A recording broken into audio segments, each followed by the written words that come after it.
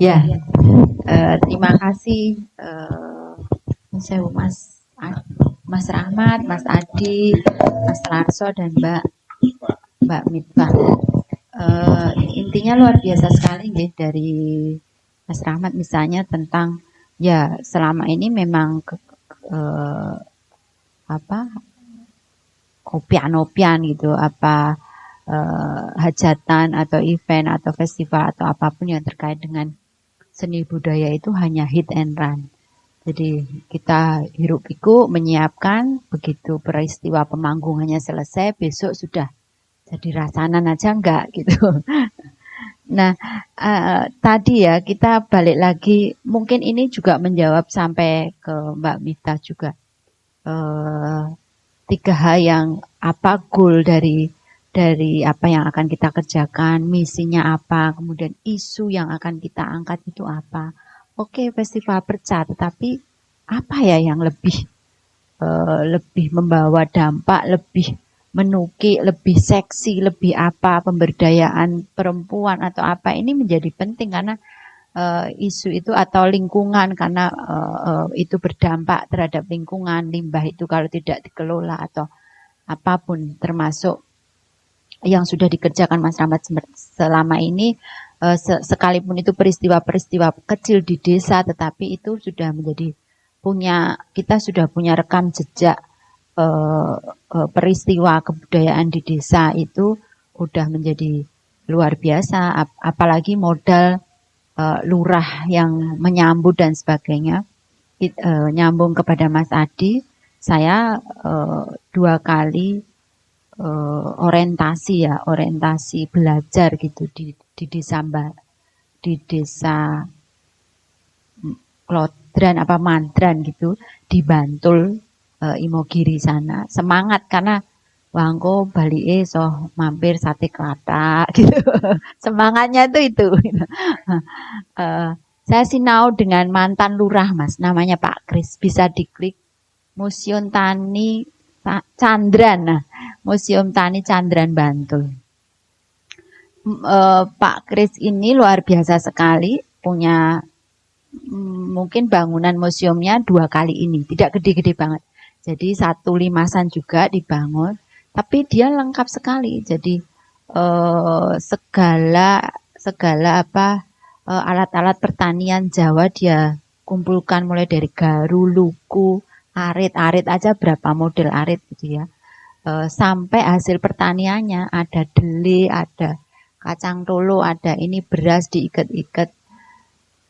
Kemudian dia punya petak sawah yang memang harus jalan 200 meter dari museumnya itu, yang dia siapkan 3 lahan. Ini bisa kita copy paste di mana aja, tinggal siapa yang menggerakkan, harus ada marketingnya gitu. Yang satu ini terus dikondisikan untuk tandur, yang satu ini matun, yang satu siap panen. Nanti kalau yang habis panen ini kan berarti dia menjadi tandur, yang sini tengah siap panen, yang sini matun. Itu terus dibolak-balik. Jadi tidak ada kata nggak ada, kita ke sana itu nggak akan ada tandurnya, itu nggak ada gitu. Gregetan saya itu waktu itu sebenarnya simple.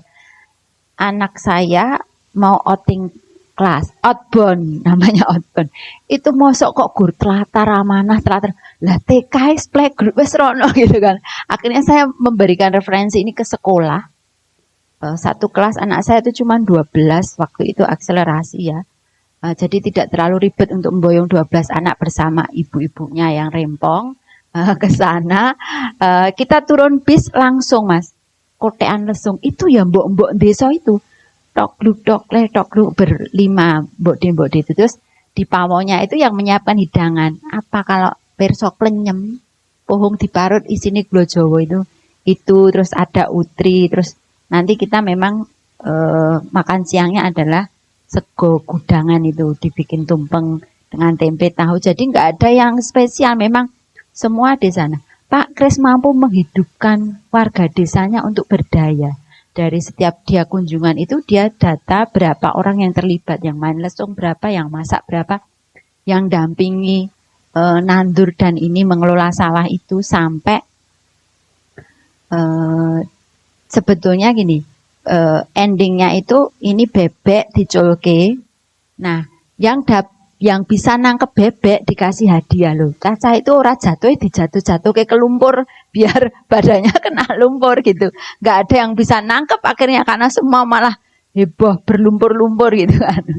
Nah, setelah itu makan siang kita dikelilingkan desa. Nah, desanya itu memang keren banget karena wit melinjo masih rindang-rindang gitu loh. Klopo apa sih?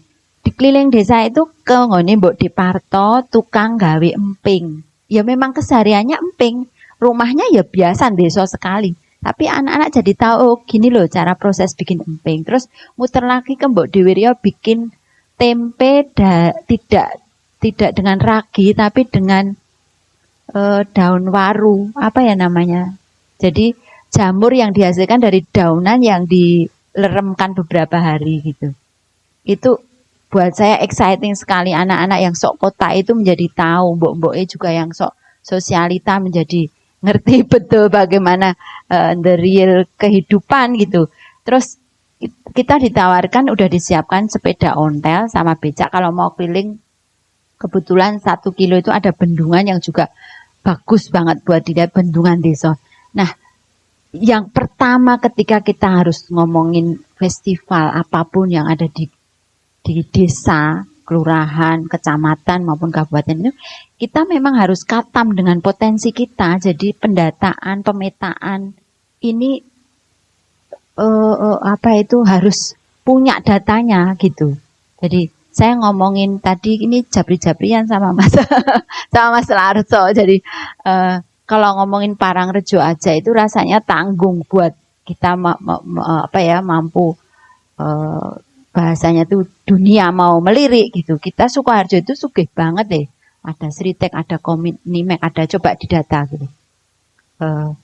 Tapi kan orang justru nggak ngelirik desanya sendiri. Orang kadang-kadang justru apa itu tidak berjarak ya karena kita deleng dak dino itu kadang-kadang malah kita nggak ngerti. Tapi orang yang dari jauh ini soal kebo-keboan, soal jejamuannya, soal gamelannya yang dimiliki Sukoharjo itu memang harus dipegang dulu dan ketika kita ngecap Sukoharjo, ndak tahu nanti kemudian yang paling menjadi ujung tombak itu adalah Parangrejonya, ndak masalah. Parangjoro, Parangjoronya ini ndak masalah, tetapi dalam konteks Sukoharjo ini kita akan mewacanakan apa?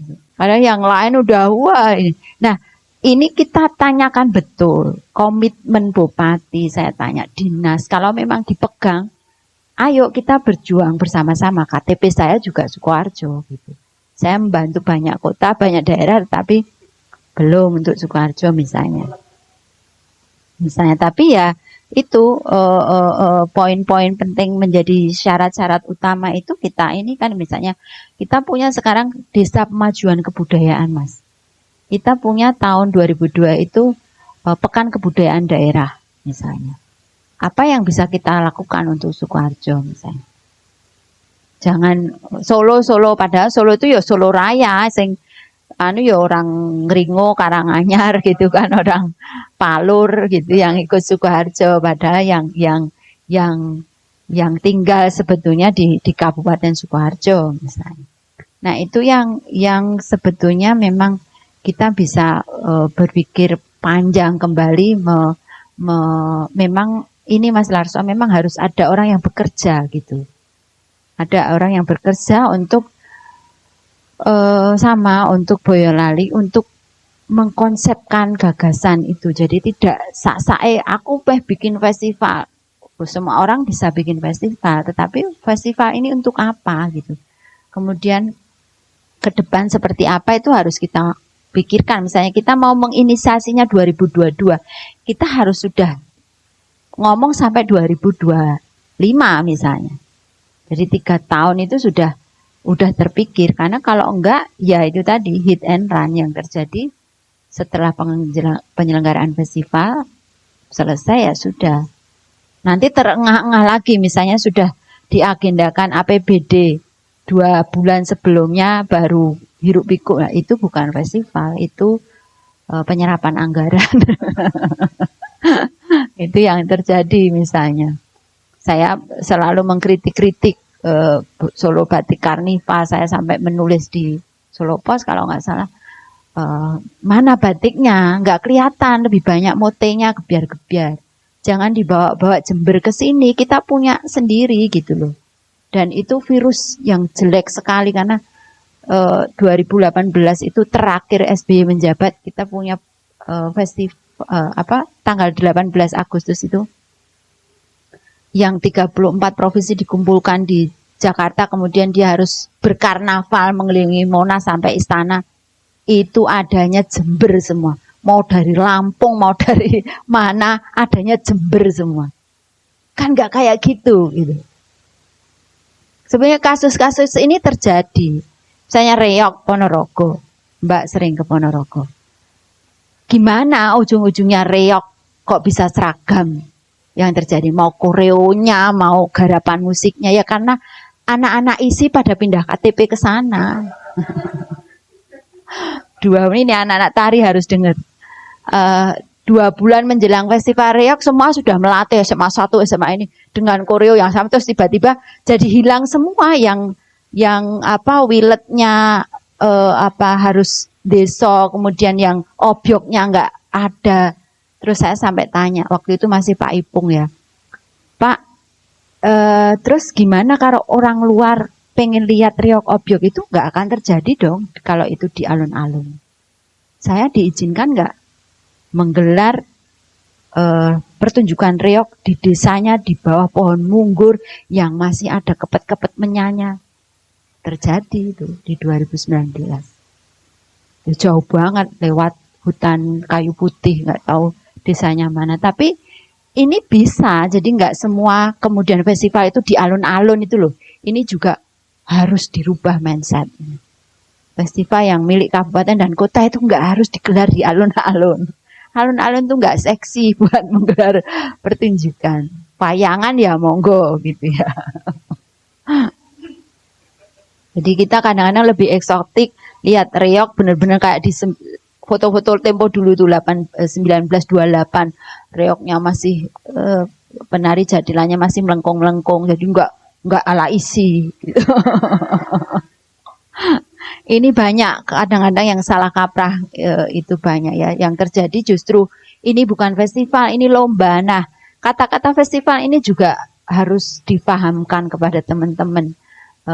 Festival Reog yang di Ponorogo itu lomba, karena ujung-ujungnya bahkan katanya sampai dukun-dukunan demi piala yang diperebutkan, sampai bayar-bayar dan sebagainya. Ini sudah nggak benar buat saya. Buat apa kayak gitu? Sementara hal-hal yang terkait dengan penyelenggaraannya juga masih harus banyak dievaluasi. Itu mungkin buat Mas Adi, Mas Rahmat, Mas Larso dan Mbak Mitfah. Mungkin kapan kita bisa diskusi untuk yang terkait dengan platform Indonesia. Nah, kalau memang jadi syaratnya tuh begini, saya nggak tahu, mungkin dibutuhkan juga teman-teman dari Pancot. Kalau mau melamar dalam tanda kutip menjadi bagian dari platform Indonesiana, yang ngelamar itu harus dinas. Tetapi yang bekerja adalah komunitas. Kita memang syaratnya ini adalah bersinergi, berjejaring. Jadi dinas itu sekarang nggak bisa lagi disupport pusat, tapi dia punya IO. Seniman-seniman di daerah itu tidak tahu, bahkan tidak dengar. Nah, syaratnya adalah seniman yang bekerja, ekosistem kebudayaan tempat yang bekerja. Kemudian kota atau daerah ini sudah mengirimkan PPKD, pokok-pokok kebudayaan daerah. Ini bisa dicek ke dinas masing-masing. Nah, karena tahun depan ini sepakat kita tidak open, tapi by recommended. Jadi saya bisa merekomended Kabupaten Karanganyar, saya bisa merekomended Kabupaten Sukoharjo, tetapi benar-benar komitmen itu ada. Gitu. Itu Mas. Jadi memang dinas kepalanya ini harus dipegang dulu. Nah, memang kunci-kunci itu yang kita buka. Nah, kalau Mas Rarso ini iya, kita membuka jaringan itu, kita sowan. Saya siap ke Sukoharjo untuk sosialisasi Indonesia. Nah itu justru mengundang, misalnya di dinas sudah mengundang ekosistem kebudayaan di Sukoharjo. Jadi nanti gamblang. Nah menjadi pilarnya, menjadi ininya dari desa Parangjoro, Parangrejo terus. Parangjoro gitu. Nah, mungkin untuk yang desa khusus mau pengembangan desa yang secara konkret itu apakah tadi dipertanyakan apakah kemudian lingkupnya itu ya hanya itu aja ataukah kemudian bisa mendunia gitu ya. Klik pasar Papringan itu berhasil sekali. Pasar Papringan itu sampai saya interview karena saya 2 kali ke sana, yang satu itu menginap bisa keliling-keliling ke bakul-bakulnya yang kemudian menjadi pedagangnya. Ini tanah kas desa, tapi karena kemudian luasnya menyebar, benar-benar hanya di bawah papringan gini. Tapi dikondisikan betul kebersihannya, kemudian bambu ini ya serumpun di situ untuk menjual bubur dan gudangan, sebelah sana gorengan, sebelah sana. Ini di kurasi betul jajanan yang akan dijual ini. Jadi setiap saya lupa pasarannya, pasaran apa ya Mas? Rebo Wage sama apa gitu. Pokoknya sebulan itu buka 4 kali. Itu 24 jam desa Papringan itu tidak ada yang tidur. Jadi menyiapkan semua dagangannya karena jam 5 sudah buka, dari lahan parkir, kemudian ada 8 homestay, rumah-rumah penduduk yang dibuka. Itu menjadi APBD yang sangat luar biasa, menjadi menghidupi sekali yang tadinya hanya ke sawah, tandur dan sebagainya, ini jadi hidup. Nah ini mungkin sekali lagi jangan pernah copy paste, tapi upaya itu yang bisa kita adopsi gitu. Upaya-upaya itu memang nggak boleh capek, harus terus kompor-kompor jadi bugas di mana-mana gitu. Merek saya baru Rinnai. Kemana-mana menjadi kompor itu, dan seperti yang saya kerjakan sekarang menghidupkan situs heritage di Jalan Rongowarsito 53 di Kota Solo. Saya ya 2 tahun, benerin 2 tahun. Kebetulan baru 3 bulan dibuka sudah tertepap pandemi, tetapi capaian saya sekarang Ki Padmo Susastro itu sudah dikenal oleh publik, dan orang yang datang ke dalam Padmo Susastro sudah bukan circle saya sudah nggak kenal lagi. Ada komunitas detailer obat itu kalau pagi ngantor mereka briefing, nanti nyebar jam 2 kumpul lagi makan siang di situ. Ini terus ada komunitas fotografer, ada komunitas sedulur event Solo yang ya memang bermarkas di situ. Kalau dia punya kerjaan kayak kemarin Rock in Solo itu benar-benar ngantor 18 hari di salah satu gazebo di Padmo, jadi datang ngantor dan sebagainya. Sosmednya Gibran dari sebelum jadi wali kota sampai hari ini ngantornya juga di Padmo. Jadi banyak sekali hal yang apa capaian-capaian yang di luar ekspektasi saya gitu, yang sekarang bisa justru dalam itu terbuka untuk siapapun yang tadinya mau fokus di persoalan sastra, di persoalan budaya, sudah enggak lagi, ini jadi sangat luas. Begitu lagi Pak Joko. Mas Subi, Mas Bening, mungkin Mas Danang. Ya.